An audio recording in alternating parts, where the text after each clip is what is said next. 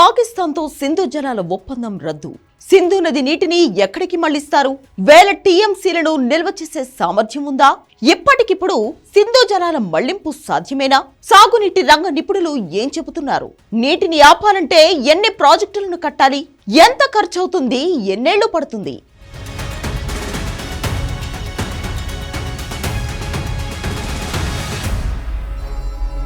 పహల్గాం ఉగ్రదాడితో సింధు జలాలను నిలిపివేస్తూ పాకిస్తాన్కు భారత్ షాక్ ఇచ్చింది.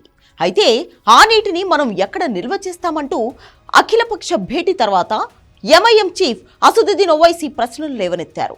పాకిస్తాన్కు నీళ్లను అయితే వెళ్లకుండా ఆపిన భారత్ వాటిని ఎక్కడ నిల్వ చేస్తుంది? ఎటువైపు మళ్లిస్తుంది? ఇది ఓవైసీకి మాత్రమే కాదు, ఇప్పుడు అందరి మధ్యలో మెదులుతున్న ప్రశ్న.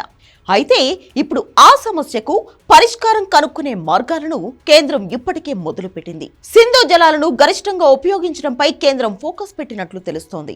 జమ్మూ కశ్మీర్లో పహల్గాం ఉగ్రదాడి తర్వాత పాకిస్తాన్ను భారత్ ఊహించని దెబ్బ కొట్టింది.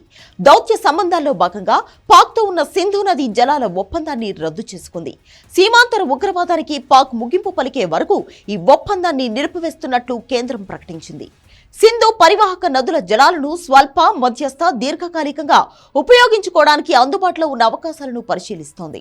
1960 నాటి సింధు జలాల ఒప్పందం ప్రకారం తూర్పు నదులైన సట్లెజ్, బియాస్, రావి నీటిపై భారత్కు హక్కులు లభించాయి. పశ్చిమ నదులైన సింధు, జీలం, చీనాబ్ నీటి హక్కులు పాకిస్తాన్కు వెళ్లాయి. దీనికి ప్రపంచ బ్యాంక్ మధ్యవర్తిత్వం వహించింది.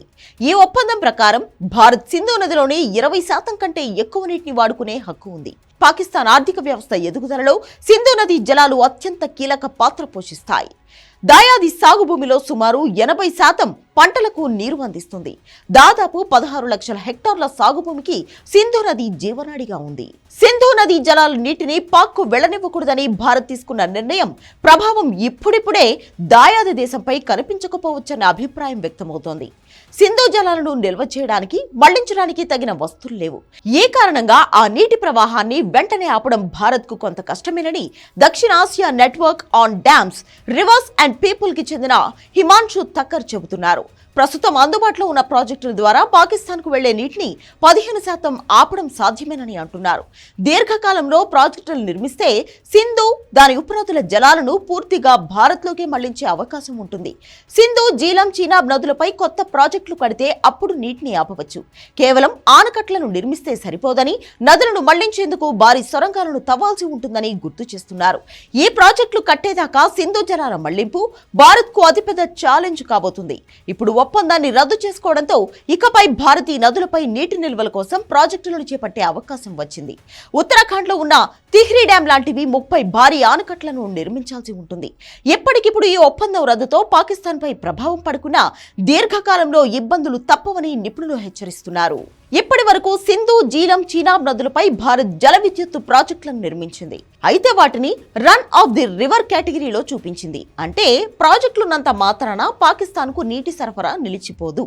అలాగని ఏ ప్రాజెక్టుల కోసం నీటిని నిల్వ చేసుకునే వెసులుబాటు ఉండదు. నిజానికి భారత్ సింధు, దాని ఉపనదుల ద్వారా 18,653 మెగావాట్ల మేర విద్యుత్తును ఉత్పత్తి చేయవచ్చు. ప్రస్తుతం 3,034 మెగావాట్ల విద్యుత్ ఉత్పత్తి మాత్రమే జరుగుతుంది. మరో 2,526 మెగావాట్ల సామర్థ్యంతో కూడిన ప్రాజెక్టులు నిర్మాణంలో ఉన్నాయి. మరో 5,846 మెగావాట్ల ప్రతిపాదిత ప్రాజెక్టులు ప్రణాళిక దశలో ఉన్నాయి. సింధు ఒప్పందం నిలిపివేతతో ఇప్పుడు ఈ ప్రాజెక్టులను భారత్ వేగంగా నిర్మించే అవకాశం ఏర్పడింది. ప్రస్తుతం ఉన్న డ్యాంల నీటి నిల్వకు అనుగుణంగా వేగంగా ప్రాజెక్టులను నిర్మించడం సాధ్యమేనని అంటున్నారు.